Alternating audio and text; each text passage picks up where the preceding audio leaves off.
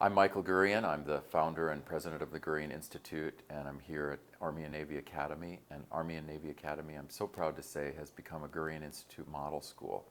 So that's a 2-year process, and it means that they've invested in this process of looking at what boys need and building a school that gives boys what they need. And of course, Army and Navy already, in a way, had all of that, because it already is a wonderful boys' school. And what the Gurian Institute has done is bring the science in and collaborate in this. And so we're part of a collaboration together. And my work is very much genetics-based, it's nature-based, it's brain-based. So we're starting with nature, moving to nurture, then to culture. In other words, we got to understand how these brains are set up, both for boys and for girls. There is a boy crisis, I think, definitely. It's not just in the US, it's in the industrialized world. Boys are behind girls in their overall markers, right, for grades, etc. And so this is a growing problem. And in the US, we know that boys are getting about 70% of the D's and F's and only 40% of the A's.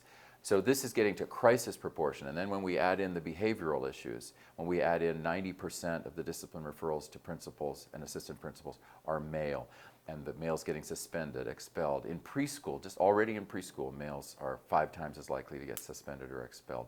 So this is a crisis we really do have to address. You know, a great thing about a boys' school is literacy and teaching literacy. And it's a great thing here at Army and Navy because they're doing, and you all are doing, all sorts of things like letting boys read what they want to read. Just that one thing, it just helps so much. Scaffolding techniques, visual prompts, etc. And I'll give an example.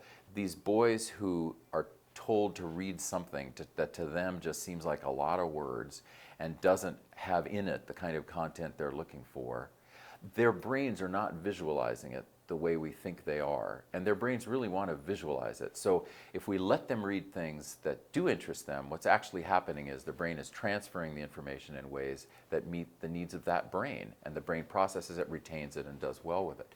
So the ability of a boys' school to look at this, it's a laboratory, because what we find with boys' schools is that a lot of those boys who would be in another classroom, let's take 7th grade, they'd be in a co-ed classroom, and they may be very well suited there, but some of them in that classroom are overwhelmed by the literacy skills of the girls in that classroom.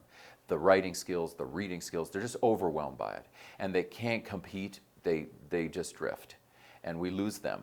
But in a boys' school, they are among compatriots, all of whom are sort of learning the same way, and so they can excel in ways that they couldn't there. They can do arts, they can create plays out of Shakespeare, you know, they do all these things without girls watching and without being embarrassed about girls. They can do all these things, and that just helps them develop better literacy. A kingdom for a stage, princes to act. One of the things that's just great here at Army and Navy is the mentoring, that whole mentoring piece, the TAC officers, just in the broad category of mentoring. And it's a word that's used a lot. What do we really mean by it?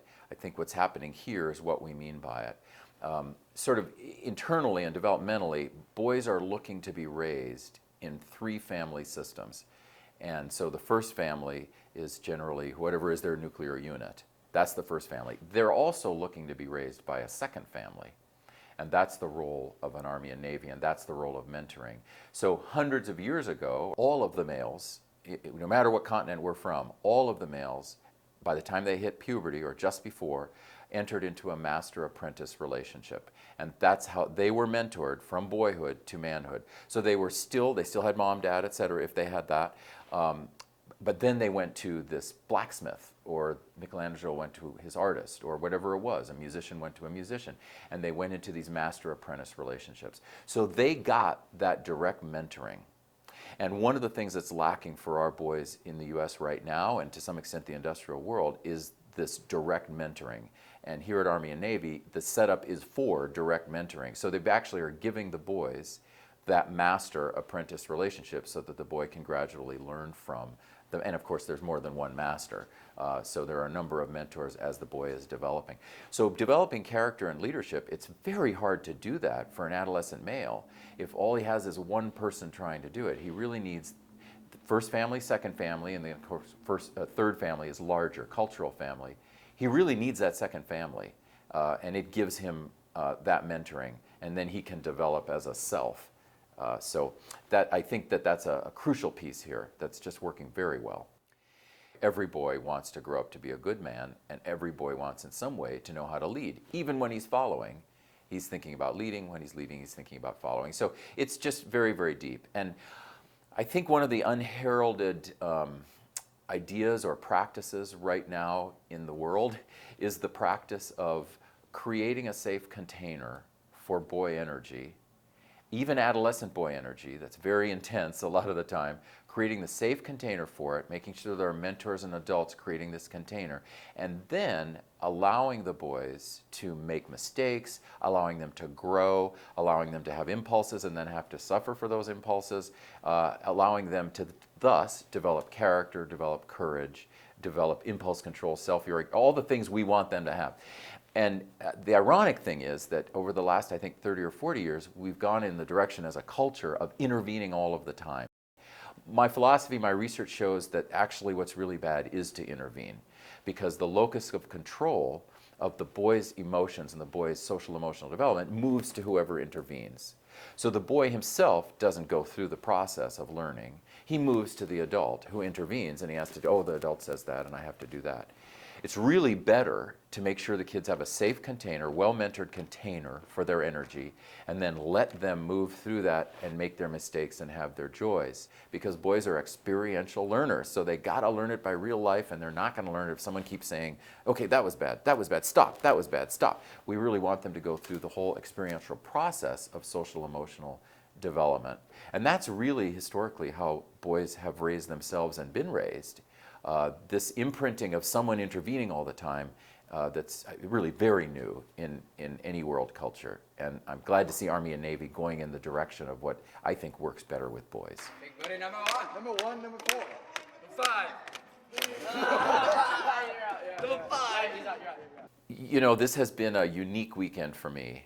I've spent these weekend days here with parents, teachers here, and with the boys. An amazing event. To see the joy in these boys' eyes, to see the focus and concentration.